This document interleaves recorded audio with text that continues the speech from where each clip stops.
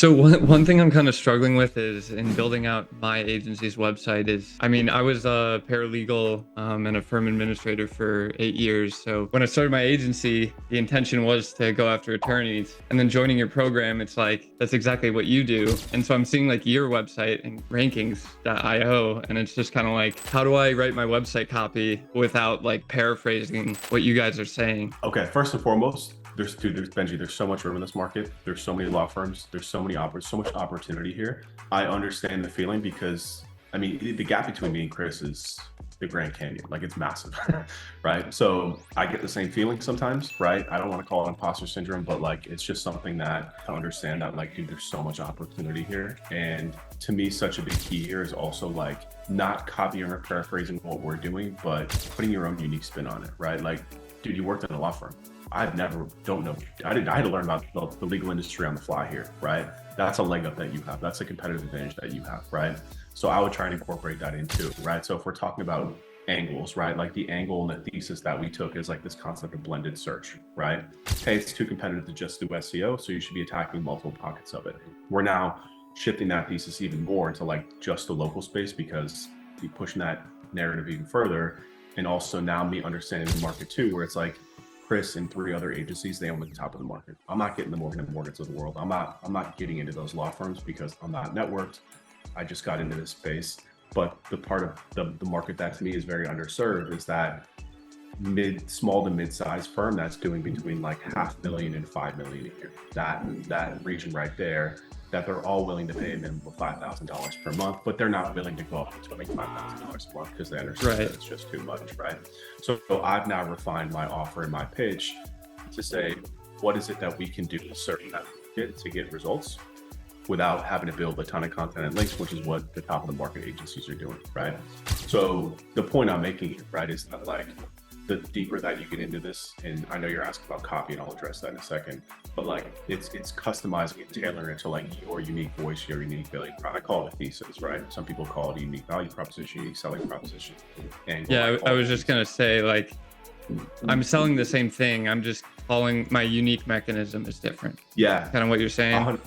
100%. And how you communicate it is everything, obviously, but also like the deeper and the detail that you go. Again, like you having experience in the legal industry gives you a massive leg up because you know how they operate, you know how they think, you know what they're willing to spend, you know the conversations that they're having internally about agencies, you know how they feel I'm about good at selling it. It's just I need to get more leads. Well, it's the same thing though, right? When it comes to the copy of it, right? Like your copy should really be a reflection. Like your copy should be viewed as what's the conversation that I need to have with them before I have a conversation with them, or like what's the message that I need to get to them in front of them right before they want to have a conversation with me, right? Okay. So it's not quite a sales pitch, but it's kind of that bridge between marketing into sales, right? So I mean, if you have any thoughts on what you're doing, I'm happy to give you some feedback on anything that you have, or if you want to post in the Slack later, like I'm happy to give you some feedback on it. Okay, great. Because it is hard, man. It's really, really hard.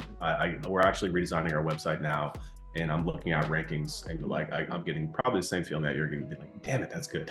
Yeah, it's like you said it in the best way possible. How could I top that? But it's like you don't have to top it. You just need to say something else. You don't, 100%. Other question was, I'm seeing a bunch of spam listings popping up in the map pack, and I submitted a redressal form on one, but I mean, that was 3 weeks ago.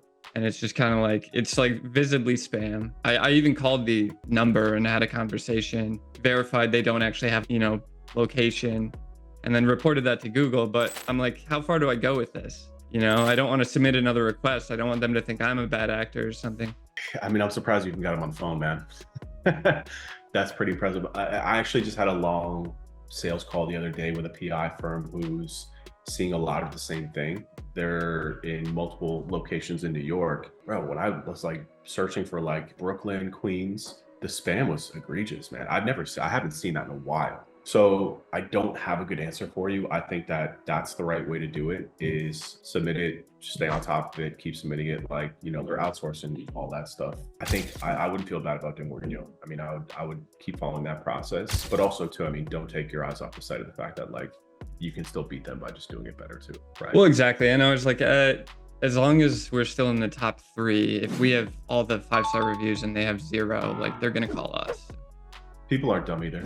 You know, if people are reading reviews, you know, they're not dumb. It's pretty easy to tell what a fake review is. And Google's also getting much more aggressive with it, which I love actually. You know, like again, I was talking to this attorney and they were like really worried about like how aggressive Google's getting. And I'm like, that's why you just do it right, man. Because if you do it right, they're just going to pick up the competition for you.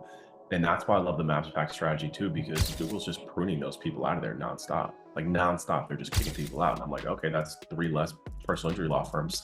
Instead of competing against 30, now it's 27, then it'll be 24, then it'll be 25, right? So like, there's no answer for that. Maybe one where there is an answer, and I don't want to take up everybody's shot here, but I think this is a good one for everybody. Is what you talked about, you mentioned in the local SEO process, coaching your clients to, hey, if you want to drop a pin in another market, go out and get a commercial space there. What are you giving them as far as guidance for what that commercial space needs to look like? So we're partnering with a real estate agent for the most part. We'll use like LoopNet to do it's like a commercial version of Redfin. My wife is actually an agent here in Florida, so she makes it pretty easy. But what we do is we'll do a lot of the research process for them. And it's mainly just keyword research. Like we call it market research. We like, dress it up like it's something fancy, but it's really not. It's mainly just a combination of Googling like population size of different areas. I get that. I get the methodology for like where. I'm just wondering like how much of an office does it actually have to be? I like to do something that's a signed lease. And I know that a signed lease with your own door is and that's not inside of a shared office space. And like somebody actually asked me a question about this. They were like asking about suite number, right? I'm like, suite number is just kind of an address addendum. It's not like being inside of a WeWork or Regus where you're getting like a box number, right? So it has to be a door that you could put your own signage sign on, basically. Okay. Exactly, because basically what Google's doing now is they're doing video verifications. Yeah, no, I'm going through that with. In the legal space, dude, those things are worth it. If they're getting like a $500 a month lease and they can get it verified, think about it, man. I mean, like, totally. You throw a couple thousand one estate plan. the ROI is nuts. Yeah. Okay, thank you, Ryan. Of course.